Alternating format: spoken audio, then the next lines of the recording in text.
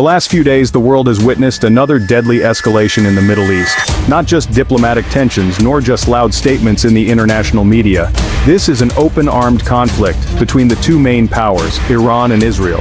Since June 16th to 17th night, a series of massive attacks were launched by Israel on major cities in Iran, under the pretext of targeting military facilities and the command of the Revolutionary Guard. In reality, Israeli missiles also destroyed public broadcasting buildings and hospitals. Civilian casualties fell. This attack, for some observers, marks that Israel is once again willing to take great risks against civilians to achieve its strategic military goals. Questions have arisen from many parties. Is Israel's justification still relevant, or are they now pushing the region to the brink of total destruction? Iran did not remain silent. Ballistic missiles and drones were launched in response, and since then, both sides have sent signals to each other that this conflict will not stop anytime soon. The question now is whether this is just a short episode in the long conflict between the two countries, or will this turn into a massive regional war which drags in the world's major powers and makes the Middle East a global flashpoint again. On the night of June 16th to 17th, Israel launched a massive airstrike on Tehran, Esfahan, and Kermanshah. Although the Israeli government claimed the targets were military facilities, reports showed severe damage in civilian areas. A missile hit the IRIB broadcasting office while it was broadcasting news. 2 journalists were killed in Kermanshah. A civilian hospital was hit by an explosion. Red Cross volunteers were among the victims. Amnesty International said the action risked violating international humanitarian law. For Iranian civilians, this was not just a conflict between countries, but a direct attack on the heart of their lives. Shortly after the Israeli attack, Iran launched a retaliatory operation called True Promise 3. Hundreds of ballistic missiles and kamikaze drones were fired at various parts of Israel, including Haifa, Glilot, and Tel Aviv. The main targets included oil refineries, air bases, intelligence headquarters, and air defense facilities. Iron Dome and other defense systems were unable to withstand the entire attack. Some missiles even escaped initial detection, hitting vital targets without warning. In Haifa, a major fire broke out at an oil refinery and gas depot. The fire raged for more than 6 hours before it was extinguished. 3 workers were killed, and a large amount of fuel reserves were destroyed. One of the missiles also hit a military warehouse on the outskirts of Tel Aviv, causing secondary explosions of stored ammunition. The tremors of the blast were felt in civilian areas, shattering apartment windows and causing mass panic.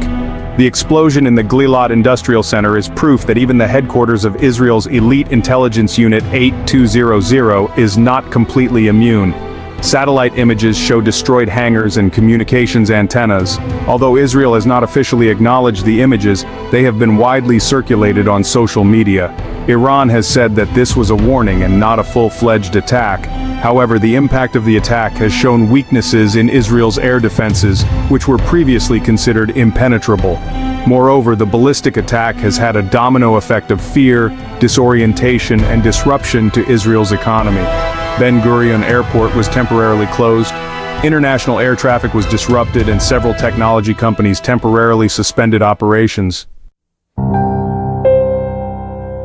Israeli civilians are experiencing tremendous psychological stress. Many of them have fled to the south. Surprisingly, Iran's kamikaze drones also managed to infiltrate an industrial area belonging to Israel's high-tech sector. Although the extent of the damage has not been fully revealed, it sends a signal that even Wadi Silicon technology is not off Iran's radar. Some analysts have called this a demonstration of precision by Iran, militarily successfully combining limited cyber-attack missile power and electronic warfare to confuse Israel's defenses.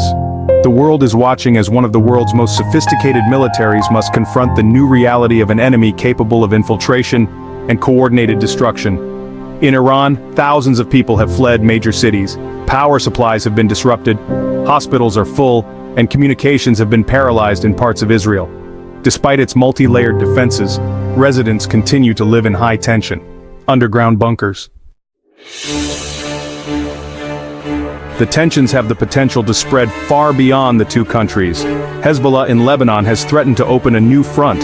Shiite militias in Iraq and Syria are also ready to respond if Iran is attacked further. On the other side of the Strait of Hormuz, Iran is at risk of closing it if the United States intervenes directly.